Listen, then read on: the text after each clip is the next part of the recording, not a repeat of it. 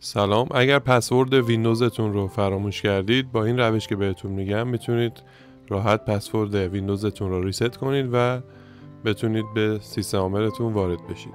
برای این کار نیاز هست که یه کاری کنیم که از اینجا ما بتونیم پسورد رو ریست کنیم. اینجا یه سری ابزار داریم که یه دونش اسمش یوتیلمنه.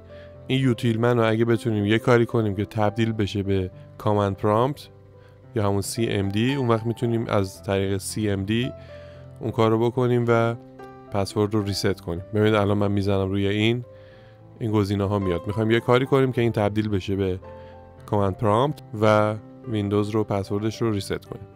خب برای این کار میایم شیفت رو نگه میداریم، کامپیوتر رو ریستارت میکنیم، دستمون رو روی شیفت نگه میداریم.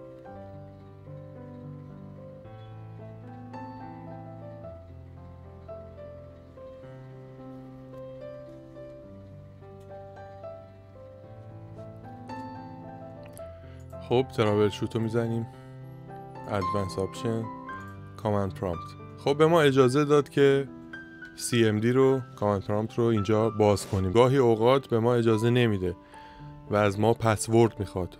اونجاست که دیگه نیاز هست که یه فلش ویندوز یا DVD ویندوز داشته باشیم و بریم به قسمت نصب ویندوز، ریپر رو بزنیم و از اونجا بتونیم به کامند پرامپت دسترسی پیدا کنیم و از اونجا این کار رو انجام بدیم. ولی الان خوشبختانه به ما اجازه داد که بدون نیاز به فلش ویندوز یا هر چیز دیگه‌ای بتونیم به این قسمت برسیم. خب از اینجا میایم اون یوتیلمن رو که بهتون گفتم رو تبدیل میکنیم به کامند پرامپت که بتونیم کامند پرامپت رو پشت پنجره لاگین ویندوز اونجا باز کنیم و پسورد رو ریست کنیم.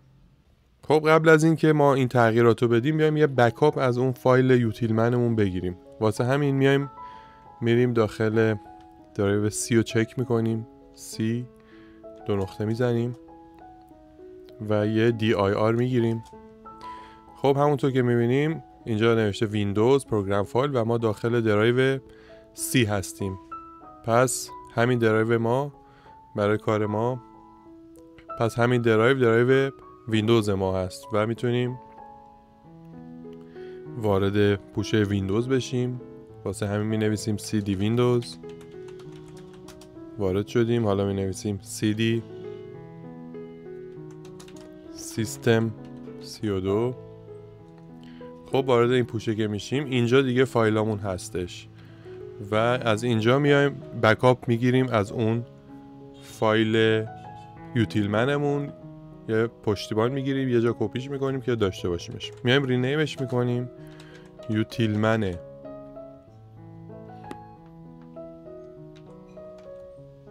.exe رو به چی رینیم میکنیم؟ به یوتیلمن 1 .exe.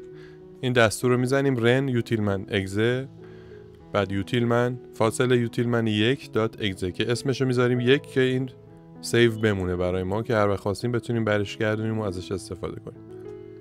خب این رینیمش انجام شد. حالا میایم رینیم میکنیم cmd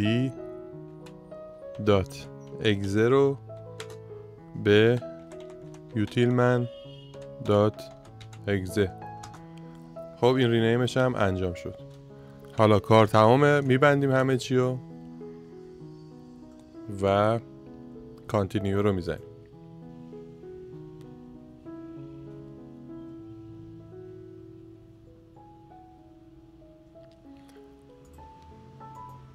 خب الان این باید بشه کامند پرامپت، یعنی ما اینو باید، یعنی اینو اگه بزنیم باید کامند پرامپت اجرا بشه. خب میبینیم که اجرا شد. حالا میتونیم دستور ریست رو بنویسیم. مینویسیم کنترل یوزر پس وردز 2.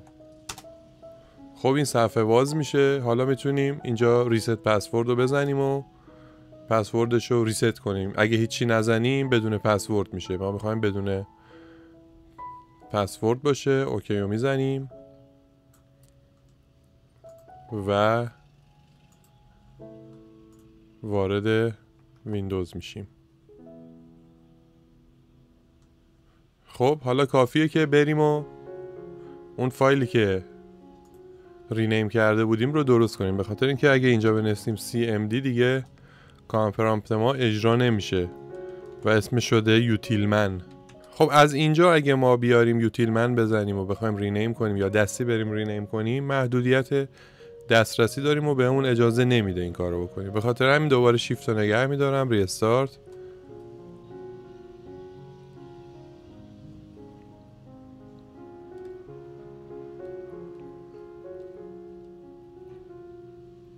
ترابل شوت، ادوانس آپشن، کامند پرامپت.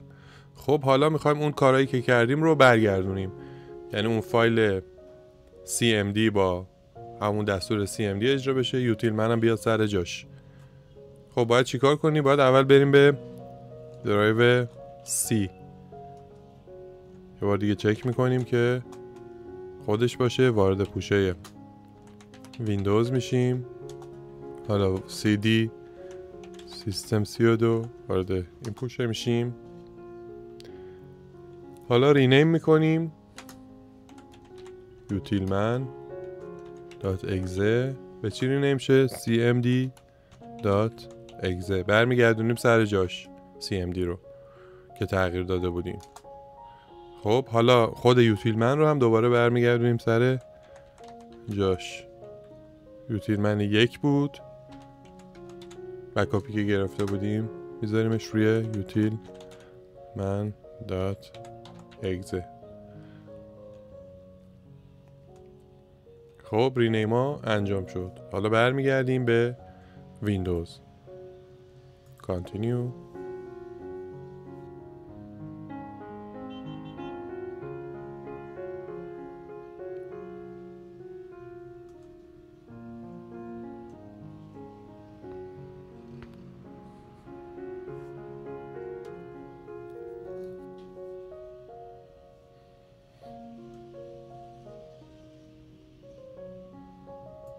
خب بریم چک کنیم ببینیم درست شده یا نه.